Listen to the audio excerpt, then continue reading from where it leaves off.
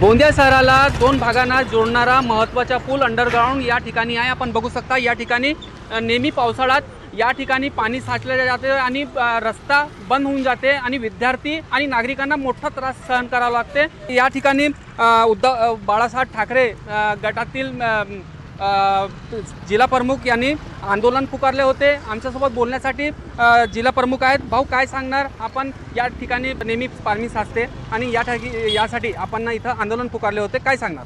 सर्वप्रथम जय महाराष्ट्र। मी पंकज सुंदरलाल यादव शिवसेना उभाटाचा मी जिल्हा प्रमुख आहो आणि नगरपरिषद सेवक बी आहो।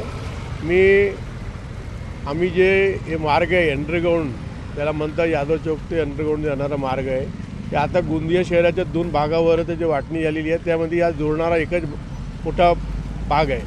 ते पावसाच्या वेळी असो त्यात थोडासा एक दुसरा वेळी पाऊस आला ते पावसामध्ये हा मार्ग बंद होऊन जाते, कारण की जे मार्गाच्या बाजूला एक तलाव आहे, सरकारी तलाव रेल्वेच्या माध्यमाने आहे। ते ते पावसात पाणी पूर्ण हा अंडरग्राउंडमध्ये जलकुंभी सर्व या पावसामध्ये ते अंडरग्राउंडच्या नाल्यावर जमा होऊन जाते। ते पाणी निघण्याची कोणतीही सोय नाही आहे इथं। आम्ही याच्या दरवेळी पत्रकार व्यवहार करतो। आम्ही लोकांच्या अधिकाऱ्यांना सगळं म्हणतो, रेल्वेचे असो नगर परिषदचे असो। या पुढच्या 2 वर्ष पहिले एक जिल्हाधिकारी महोदय स्वतः आले होते, त्या पावसाच्या आघात दिलं होतं की आम्ही 16 तारीखला आंदोलन करणार, रोड बंद करण्याचा प्रयत्न करू। पण ते नगर परिषदचे रेल्वेचे आणि पोलीस विभागचे जे सर्व अधिकारी काल आमच्याकडे आले होते त्या कार्यालयामध्ये, त्यांनी म्हणलं की आपण जे पत्र दिलं त्याच्यावर आम्ही पावसाच्या पहिले आम्ही याचं निराकरण काढतो। जे निराकरण आहे ते निराकरणची कुठं काय सोय होईल त्याला आम्ही दाखवलेलं आहे। ते अंडरग्राउंडचा जो जुना जो मार्ग आहे जिथं पाऊस निघत होतं तिथं पाऊसचा जो मार्ग आहे बंद आहे, तिथं अतिक्रमण आहे। तर रेल्वे विभागाचे जे पाईप आहे ते भरपूर मोठ्या वरती आहे, त्या कारण जे नगर परिषदच्या भागानं निघणारा जे रेल्वे पाणी आहे तिथं निघत नाही। ते पूर्ण जलकुंभी आणि जे पाणी आहे हा श्रीनगर वाजपेयी वाट मुर्री तिथून येणारा एक पाणी आहे, दुसरा दुर्गा चौकच्या गोरेलाल चौक त्या भागाचा एक येणारा मार्गचं पाणी आहे।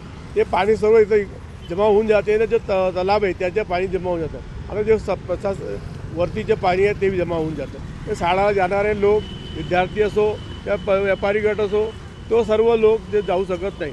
आम्ही सांगितलं अधिकारीला की हा आमचा प्रॉब्लेम तुम्ही परमनंट सोल्युशन काढत नाही त्यापर्यंत आम्ही आमचे आंदोलन थांबणार नाही। पण त्यांनी विनंती केली की आम्ही पावसाच्या पहिले हा तुमचं निराकरण काढून देऊ, यासाठी आपले आंदोलन परत घेतलेलं आहे। पण यांनी कोणतंही काम केलं नाही, कोणतेही आमचे प्रॉब्लेम सॉल्व केलं नाही, त्याचं निराकरण केलं नाही तर आम्ही आमच्या मोठ्या प्रमाणे शिवसेना स्टाईल आणि जनतेच्या जसं विद्यार्थीच्या जे कामं शिक्षण थांबत आहेत त्याच्यासाठी पूर्ण जनतेसोबत मोठं आंदोलन करू हा चेतावणी आहे। नक्कीच यावर्षी पाणी साचला तर शिवसेना स्टाईलमध्ये आंदोलन करणार असा इशारा शिवसेना प्रमुख गोंदियाचे पंकज यादव यांनी दिले आहे। साईद पठाण, TV9 मराठी, गोंदिया।